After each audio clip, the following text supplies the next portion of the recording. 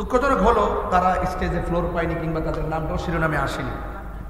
আমরা মনে করছিলাম মনে হয় এরা সবাইকে নিয়েই করছে, পরবর্তীতে দেখলাম যে না, এখানে তারা এই জায়গা থেকে আমাদেরকে মাইনাস করে দিচ্ছে। এই মাইনাস করাটা এটা অনেকের প্রশ্ন জেগে উঠেছে, ওরা কোন প্রোগ্রাম করলো, কেন করলো, আমাদেরকে দাওয়াতি করলো কেন, লাস্টে আবার আমাদেরকে এত বড় বড় দরবার সমর্থন দেওয়ার পরও, তারা যাওয়ার পরও কেন তাদের নামটা পর্যন্ত নিল না, না নেওয়াতে এটার একটা গ্যাপ রয়ে গেছিল। এই গ্যাপটা পূরণ করার জন্য আমরা আবার 26 তারিখে ডাকছি। অন্তত তারা আমাদেরকে না ডাকুক, আমরা অনুষ্ঠানে ঘোষণা করছি আপনারা আসেন, আমাদের কাছে আপনারা মূল্যায়ন পাবেন। কথা কোন ঠিক কিনা?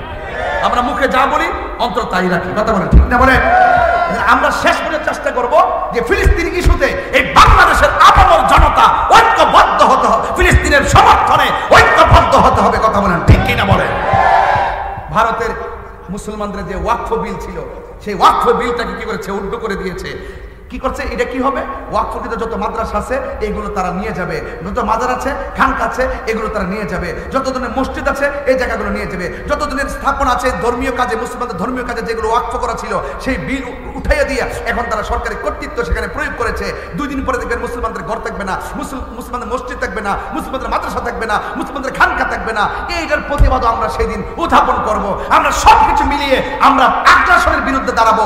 আমরা এই দেশের মধ্যে অন্যান্য ধর্মের মানুষগুলোকে যেইভাবে আমরা শান্তি দেই, যেইভাবে আমরা ছায়া দিয়ে রাখি, যেইভাবে আমরা মায়া করে রাখি, আমরা বহির্বিশ্ব বিশেষ করে ভারতের কাছে প্রত্যাশা রাখি আমার মুসলমান ভাইরাও ভারতের মধ্যে শান্তিতে থাকবে এবং অধিকার নিয়ে থাকবে, তাদের অধিকারকে নষ্ট করবে না, এটাই আমরা প্রত্যাশা করি। এর ব্যতিক্রম হবে ইনশাআল্লাহ মুসলমানরা ঐক্যবদ্ধভাবে লড়াই চালিয়ে যাবে। কথা বলেন ঠিক কিনা? বিশ্বের মুসলিম, বিশ্বের মুসলিম, ফিলিস্তিন ফিলিস্তিন, ফিলিস্তিন ফিলিস্তিন। আপনাদের কাছে কত খবর আছে আমি জানি না, আমার কাছে এই মুহূর্তে যতটুকু খবর আছে আমি বললাম। আমি প্রতি মাহফিলই প্রতিবাদ করি, আর আমি নতুন না। আমার ধারাটা আগে যেমন ছিল, অনেকে ভাবছে যে না জানা তাহির হুজুরে কি হয়। তাহির হুজুরে বলছে যে তাহির হুজুরের হাতের কবজার দাম আছে। কিসের দাম আছে? এই হাত দিয়া জীবনে কোনো নবীর বিরুদ্ধে একটা কালিও লিখি নাই, ওলি আল্লাহর বিরুদ্ধে একটা কথা লিখি নাই, এই জবান দিয়ে কোনো নবীর বিরুদ্ধে বলি নাই। এই জন্য এই জবানের বাক শক্তিকে রুদ্ধ করা আর হাতকে থামিয়ে দেওয়া এটা সম্ভব হবে না। তুমি কে, আমি কে? নীরব না বিপ্লব? নীরব না বিপ্লব? ইনশাআল্লাহ দেখা হবে সোহরাওয়ার্দী উদ্যানে ইনশাআল্লাহ। আল্লাহ যেন কবুল করবেন, আমিন। আমি আবারও বলছি যারা আমাদের বিপরীতে আছেন তাদেরকে বলছি আপনারাও যাবেন, আমার সাথে যোগাযোগ করবেন ইনশাআল্লাহ। যদি বলেন যে আমরা আসছি এমক মাদ্রাসার মুহতামিম, আমরা আপনাদেরকে সম্মান দিব, কারণ আমরা এটা মনে করি সকল মুসলমানদের ঐক্যবদ্ধতার সাথে প্রতিবাদ করতে হবে। আমরা নিজের ব্যক্তিত্বের ইমেজ প্রতিষ্ঠা করার জন্য আমরা এখানে প্রতিবাদ করতে যাব না, আমরা নিজের ব্যক্তির স্বার্থ হাসিল করতে যাব না।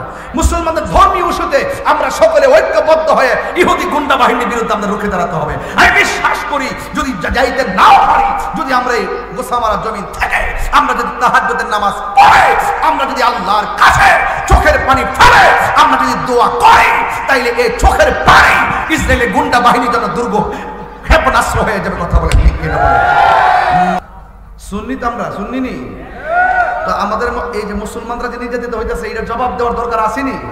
মুসলমানদের পক্ষে দাঁড়াবার দরকার আসেনি?